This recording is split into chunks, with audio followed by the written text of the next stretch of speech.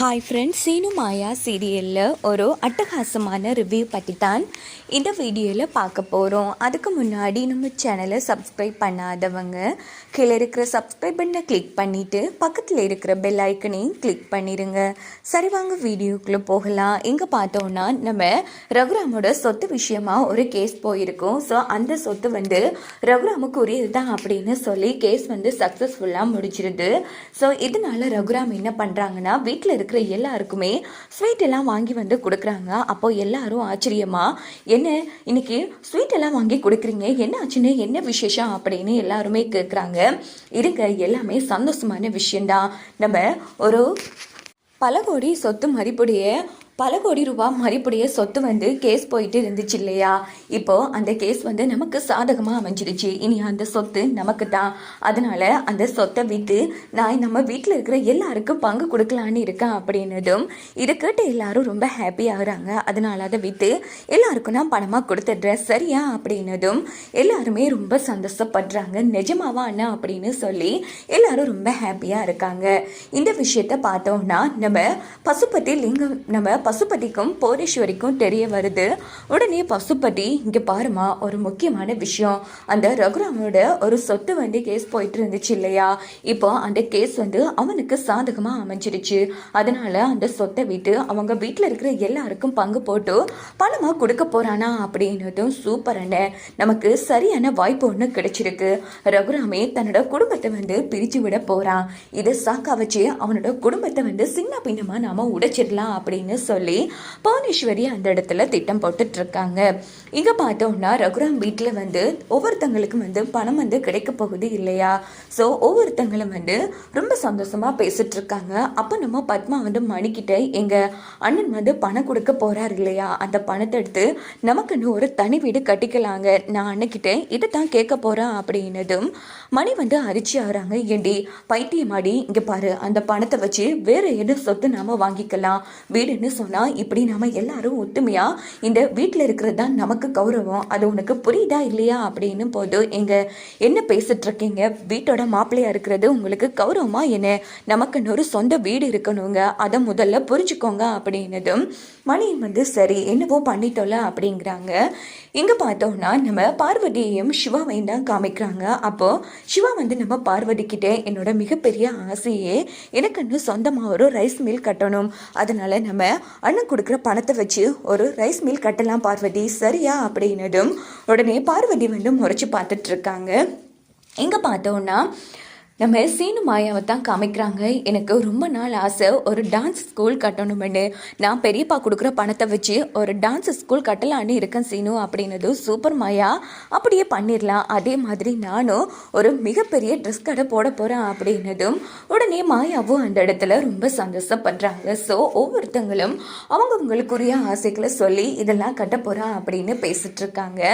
இந்த பக்கம் பார்த்தோம்னா நம்ம ரகுராம் அதே மாதிரி சொத்தை விற்று பணமாக எடுத்து நேராக வீட்டுக்கு கொண்டு வந்துடுறாங்க. அங்கே பார்த்தோம்னா ஒவ்வொருத்தங்களுக்கு தேவையான பணப்பங்கை பிரித்து வச்சுருக்காங்க. உடனே எல்லாருமே அந்த இடத்துக்கு வந்துடுறாங்க. இங்கே பாருங்க, உங்கள் எல்லாருக்கும் நான் இந்த பணத்தை பிரித்து வச்சுருக்கேன்.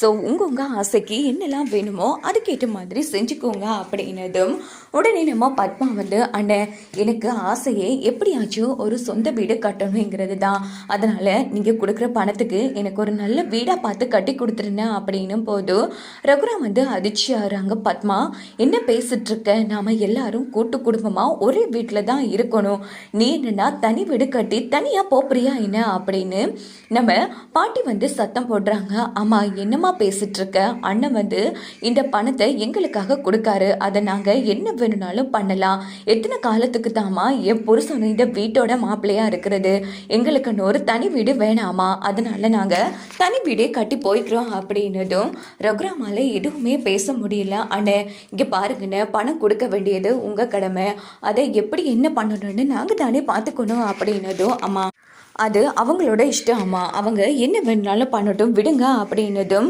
இன்னொரு பக்கம் மாயா வந்து ரொம்ப ஃபீல் பண்ணிக்கிறாங்க. என்ன இது ஒரேடியா அத்தை குடும்பத்தை விட்டு போகிற மாதிரி பேசிட்டு இருக்காங்க, இது கொஞ்சம் கூட சரியா அமையலையே அப்படின்னுட்டு. அத்தை இங்கே பாருங்க அத்தை, பாட்டி சொல்கிறது சரிதானே, நாம் கூட்டு குடும்பமாக இருக்கிறது தான் சரி அத்தை, நீங்கள் இந்த பணத்தை வச்சு வேறு என்ன சொத்து வாங்கலாமே அப்படின்னு போதும். இங்கே பாரு மாயா, நீ உனக்கான பணத்தை வச்சு உன் இஷ்டத்துக்கு என்ன வேணாலும் பண்ணிக்கோ, ஆனால் என்னோட விஷயத்தில் நீ தலையிடாத. என் ஆசையே எனக்காக ஒரு சொத்து வாங்கணுங்கிறது தான், அதுவும் மிகப்பெரிய வீடு, அதனால் என் பணத்தை என்ன பண்ணணும்னு எனக்கு தெரியும் அப்படின்னதும் உடனே மாயா அந்த இடத்துல அமைதி ஆயிடுறாங்க. சரி விடுங்கம்மா, அது பத்மாவோட இஷ்டம் அப்படின்னுட்டு அடுத்தது நம்ம மாயா ஸ்ரீனுவுக்கு வந்து பணத்தை கொடுக்குறாங்க. உடனே மாயா கிட்ட வந்து சரி மாயா, உன் ஆசை என்ன அப்படின்னு போது, எனக்கு இலவசமாக ஒரு டான்ஸ் ஸ்கூல் கட்டணும் பெரியப்பா, அதான் என்னோட மிகப்பெரிய கனவே அப்படின்னதும் சூப்பர்மா மாயா, உன்னோட தொழிலும் நல்லபடியாக வளர்ச்சி அடையும் அப்படின்னுட்டு பணத்தை வந்து கொடுக்குறாங்க.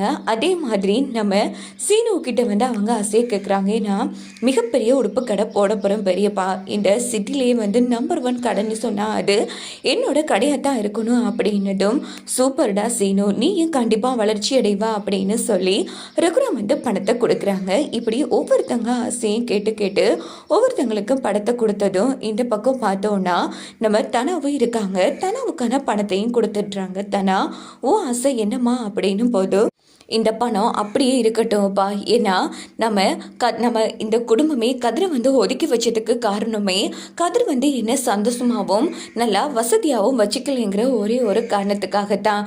இப்போ இந்த பணத்தை வச்சு நான் ஒரு சொத்தோ இல்லை என்னோட இஷ்டத்துக்கு ஏற்ற மாதிரி வாழ்ந்தேன்னா கண்டிப்பாக என் அப்பா காசில் வாழ்ந்தேன்னு பேராயிடுமாப்பா. கதிர் வந்து எனக்காக உழைச்சிட்டு வருவான், அப்போது கண்டிப்பாக என்ன வசதியாக வச்சுட்டு பாப்பா, அது வரைக்கும் நான் இந்த பணத்தை செலவு பண்ண மாட்டாப்பா. கதிர் வந்து எனக்கு தேவையான எண்ணத்தையும் பூர்த்தி செஞ்சதும் இந்த பணத்தை வச்சு நாங்கள் எங்களுக்கான சொத்தை வாங்கிக்கிறோம், அது வரைக்கும் நான் வாங்க இல்லை அப்படின்னதும் உடனே ரகுராம் வந்து எழுந்திருக்கிறாங்க. இங்கே பாருத்தனா, இது வந்து நான் எல்லாருக்கும் கொடுக்குற மாதிரி தான் உனக்கும் கொடுக்க, அதனால அந்த கதிர் வந்து உழைச்சி தான் உன்னை நல்லபடியாக வச்சுக்கணும்னு அவசியம் கிடையாது, நீ இந்த பணத்தை வச்சு நல்லபடியாக வாழலாம் அப்படின்னு போதும். இல்லைப்பா, இன்னைக்கு கதிர் வந்து வசதியாக இல்லைன்னு தான் நீங்கள் என்ன கூட ஏற்றுக்காமல் இருக்கீங்கப்பா, அதான் மனசுக்கு ரொம்ப கஷ்டமாக இருக்குது. இந்த பணம் தானேப்பா எல்லாரையும் மாற்றிடுச்சு, யோசிச்சு பாருங்கப்பா, கதிர் மட்டும் வசதியாக இருந்து நான் மாளிகையில் வாழ்ந்துக்க நீங்கள் இப்படி என்ன வெறுத்து ஒதுக்கிருப்பீங்களா சொல்லுங்கப்பா, இந்த பணம் ஒன்று தானே எல்லாத்துக்கும் காரணமாக இருந்துச்சு அப்படின்னு போதும். உடனே ரகுராம் வந்து தனாவை கட்டிக்கிறாங்க. இங்கே பாரு தனா, இதுக்கப்புறம் நான் மூடி மறைக்க மாட்டேன், கதிர் மேலே தான் எனக்கு கோபமே தவிர உன் மேலே எனக்கு கோபம் கிடையாது, எப்பவுமே நீ என்னோட பொண்ணு தான், உனக்கு ஒன்றுனா நான் வந்து நிற்பேன். இங்கே பாரு, யார் சொன்னா நீ என்னோட பொண்ணு இல்லைன்னு, இங்கே பாரு நீ எப்போவும் என்னோட பொண்ணு தான்.